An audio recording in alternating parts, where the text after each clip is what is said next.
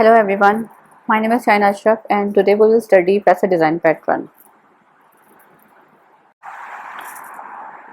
In this session we will start with the introduction of facet design pattern, then we will see the main intent and some motivation behind of using and practicing facet layer in our code. We will also explore some examples from the real world as well as the application level. Then we will see the applicability of facet design pattern and some participant classes behind of its implementation. Then we will see the UML diagram and code implementation of a particular scenario. After learning facet design pattern, you will be able to facilitate clients with a simple interface by wrapping a complex subsystem. And you will also be able to improve the whole architecture of your existing application. You will be able to provide the simplified methods to client using which he or she can interact with services easily. Okay, starting from its basic introduction, let's see. Facet pattern hides the complexities of a system and provides an interface to the client using which a client can access the system. Basically, you see that any system can be larger or complex because of it contains different subsystems or modules inside it, and user have to interact with each module to accomplish certain functionality. So, user have to deal with number of objects. To tackle this problem, facet pattern provides a generic layer, a upper level interface using which the user can only access or simply can interact with the frontline layer, which is facet, and to accomplish and to delegate the responsibility, the facet layer interacts with other submodules. Main intent of the facet design pattern is to provide a unified interface to a set of interfaces in a subsystem. Facet defines a high-level interface that makes the subsystem easier to use. It means that if a system is complicated, and by complication it means that system has multiple modules, so the facet design pattern provides a generic interface and wrap the complicated subsystem with a simple interface. Facet design pattern comes under the structural category because it improves the existing architecture of the system by introducing a generic layer and shielding all subsystem from this interface. So the motivation behind a facet design pattern is to simplify the system architecture by unifying related but different interfaces via a facet object that shield this complexity from clients. In this diagram, if you see, first of all, let's see the left side diagram. In this diagram, you can see a system inside a box is composed of different subsystems or modules. For example, here are 5 boxes. These 5 boxes shows 5 different modules, 5 different subclasses, 5 different subsystems, and when user have to use or consume any services, user have to request each subsystem by its own. So the number of objects that user have to deal are larger in number, and user have to understand the inside complexities of the system. So using the facet layer, if you see in the right diagram, we have introduced a facet layer or the high level interface. By introducing this layer, the user or the client simply requests to the facet layer, and the facet layer delegates the request to the appropriate modules. So the architecture of the existing system has been improved using this frontline interface. To get better understanding of facet design pattern, let's explore some examples from application level and as well as real world. A very good example from the real world is, let's take an example of a classroom where a teacher have to interact with a number of students. For example, a teacher have to give some assignment or have to notify the students on emergency basis. Then it's a requirement that teacher have the contact number of each student and then inform him or her impersonally. Let's say there is a system of a CR as we practice in our university also. The responsibility of CR is to bring the communication between a teacher and a whole classroom. So by introducing CR, a teacher can simply send his message or convey his message or delegate the responsibility through the CR.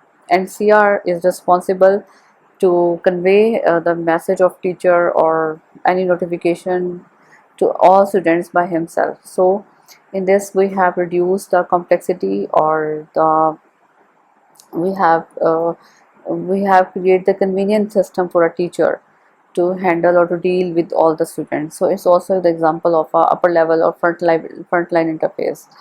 Similarly, at application level, if you see in this diagram, there is a human representation of a music player. Basically, the function a music player is, let's say, it's a system or it's an application, but music player consists of or is composed of different sub modules to carry on different functionalities. For example, when you use a music player, it have to load the file, it have to stream the file from internet, it have to manage or it have to decode the file, and it also have to um, it have to also control the sound system. But being a user, you have to just simply use the interface that you have been provided with the music player. So it's also the example of a passive pattern at application level. Similarly, we will also uh, take another example from our real world. Let's say you and your friends have to plan a movie to watch at your home. Then imagine that how many systems and how many services you have to manage by yourself. For example, you have to manage the lighting system, you have to manage the screen system, you have to manage the amplifier, the beamer, and tuner, and the CD player, and you have to also manage the providing the popcorn services or any kind of food services. So it will take much time and effort to manage all the activities very smoothly at your home. So let's replace or take let's say you just go to cinema, and cinema is the generic interface or the frontline services that you just go there, you buy the ticket from the staff, and the cinema management uh, themselves take care of all the activities that you have to plan at your home. They take care of lighting system, they take care of electricity backup, they take care of watch screen, they take care of popcorn, providing popcorn services. They also taking care of amplifying and beamer services. Similarly, they are also taking care of the sound system and as well as the CD player. So the cinema is just an example of a upper level, a front line, a generic interface, a facet layer, which provides which reduce the complexity of all the subsystems or other activities. Contrary to the other patterns which decompose systems into smaller classes or different modules, Facet combines the interfaces, different subsystems together to unified same one. It means it wraps or it shields the complexity of the subsystems or submodules by providing a simple generic interface or a generic layer that user have to simply interact with the one known as facet layer. Also take an example of if you are familiar with any e-commerce website, you can see that in every website or application there is also the module, and very important module, of admin panel. Why do you think that admin panel is provided to the client? Because it's very difficult for a non-technical client or a user to consume different services or consume different services or fetch the information from the backend or the database. So admin panel is a very simple interface that any client can simply interact, and it can simply insert the data, simply can fetch the data or get the report. So admin panel is a very generic or upper level frontline interface that any user can interact easily. It's also the example of a facet design pattern. So facet design patterns separate the subsystem from clients using very simple unified interface. It also levels the architecture of a system using facet to separate the different subsystem layer of the application. Just like the other patterns, to implement the facet design pattern, you have to also understand the participant classes.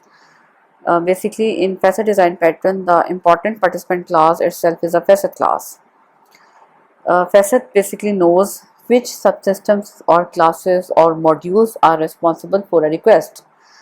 And after understanding the knowledge of all subsystem, facet layer delegates the request that it received from a client to appropriate module or subsystem inside an application. The other participants are subsystems or other subclasses or modules. They simply implement the subsystem functionality. They handle the work assigned by the facet object or the facet interface. They have no upper knowledge of the facet or client, so no upward referencing. After understanding the important or the participant classes of facet design pattern, you have to understand the collaboration among the participant classes. Simply, there is a very simple collaboration between the client and the subsystem. The client send the request to the facet because the facet is the first layer or the frontline interface that client have to send the request or client have to put the request.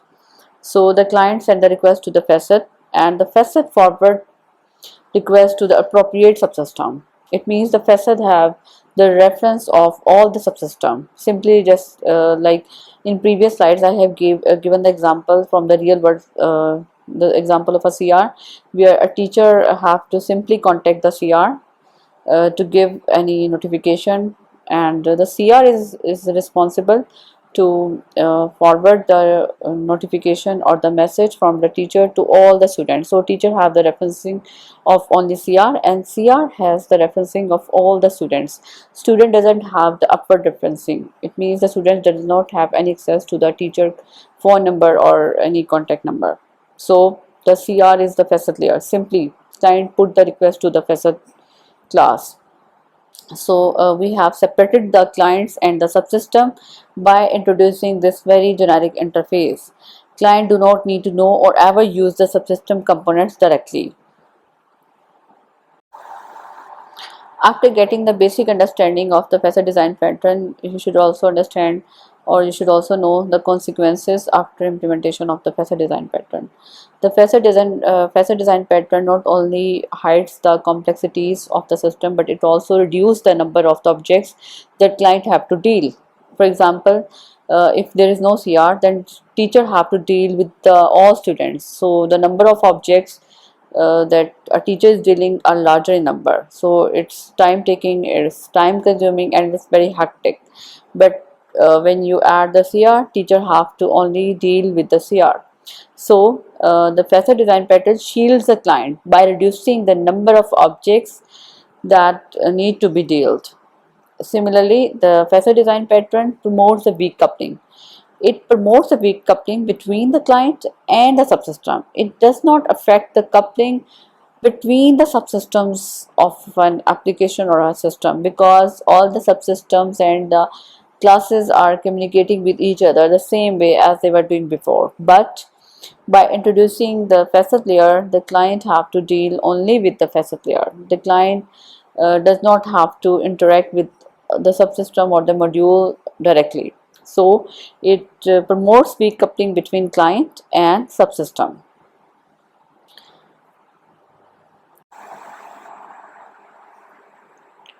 To understand the facet design pattern from its implementation perspective, just start from this UML diagram. In this UML diagram, you can see there are 4 different classes. The first class is CPU class. CPU class contains its different methods to perform its functionality. It has different services and API. Similarly, there is a second module which is memory, and the memory have its own functions. Similarly, the third module or subsystem is hard drive. Hard drive have its own functions such as reading data, writing data. Consider that consider the functionality of starting a computer. Imagine that how many functions are executed when you start up a computer. You just simply push a button, or you just simply click the start button. But in backend, there are different modules, subclasses, and functionalities are working. For example, CPU is processing the data, memory is loading, and the hard drive is reading and writing from different storage devices. But being a user, you just simply consume the startup services. So we can also implement the facet design pattern for startup services. A very good example is the startup of a computer. When a computer startup, it involves the work of CPU, memory, hard drive, etc. So to make it easy to use for user, we can add a facet which wrap the complexity of the task and provide one simple interface instead.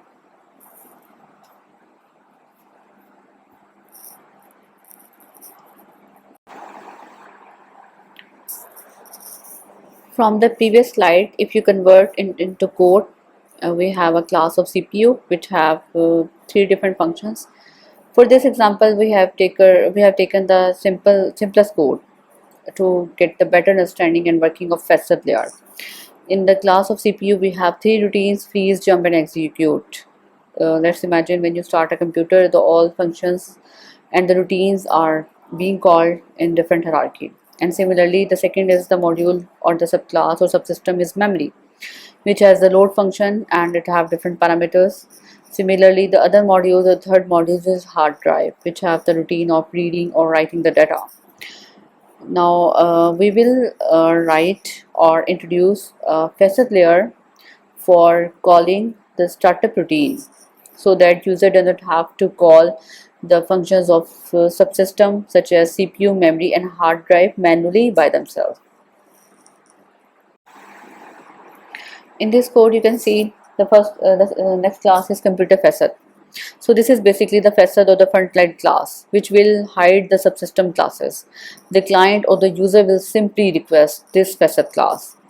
In this class, you can see there are the three private members of the variables that you have seen in the previous slides: the CPU class variable, the memory class variable, and the hard drive class variable. Why do you think they are private? They are private because the client can only put the request through this facet layer. The client doesn't need or doesn't we don't need to provide the direct access of the subsystem to the client. That's why we have restricted the access specifier of subsystem by declaring them as a private.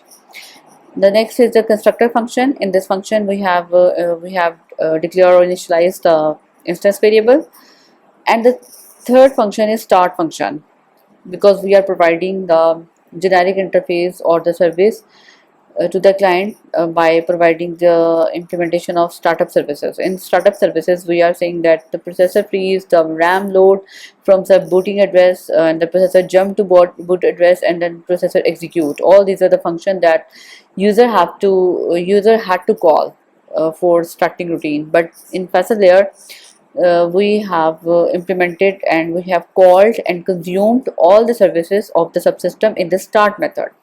So the user, instead of calling these functions one by one and taking care of all the functions parameters, user have to simply call the routine of this facet function. And this is the main class where you can use simply facet class, or you can consume the facet layer. This is the client class. In this class or in this main function, you are simply creating the facet computer facet object, and you are calling its start function. Being a user, you doesn't know what is the inside functionality or inside complexity of the start routine, how many subsystems are working inside of it, and how many routines are called, and what parameters they are using, and what is the hierarchy of the information and the procedures. You just simply have access of the facet layer or the very first and the third client wrapper class. So you can see that being a user or being a client, you are provided with the very easy and generic interface that is the facet layer. So again, you can see that it's an example of a CR that being a teacher just request or teacher just have access to the CR and send his notification or message through the CR to the whole class. To practice the facet design pattern, I have added this activity. This is a very simple activity and as very interesting activity from the real world. Let's say that you have been given a task to plan your friend's marriage. If you do everything on your own, then imagine the things you need to cover. It means that to organize the event of a wedding, you have to manage the different sub activities, different functions. For example, just imagine that how many things you have to be taken care of. It will create a higher possibility of error, frustration, time consuming, and increase the chance of missing something that can drastically affect your friend's wedding. So instead of just managing whole activities of an event by yourself, what's another solution, or what's a more easy and convenient solution for you? To solve this problem, instead of doing everything or managing every activity by your own, you can use a wedding planner, or by simply delegating your services to the professional event manager, and thus it will act like a facet layer, and it will make sure that the job on all the activities are done in a very well managed way and with the less chances of mistakes. So by seeing different examples and implementation of a particular scenario, we have learned that FASA defines a high level interface that makes a subsystem easier to use. And you need to remember that FASA doesn't reduce the complexity, it only hides it from external systems and as well as clients. So it can help you to reduce the number of objects that client needs to deal with.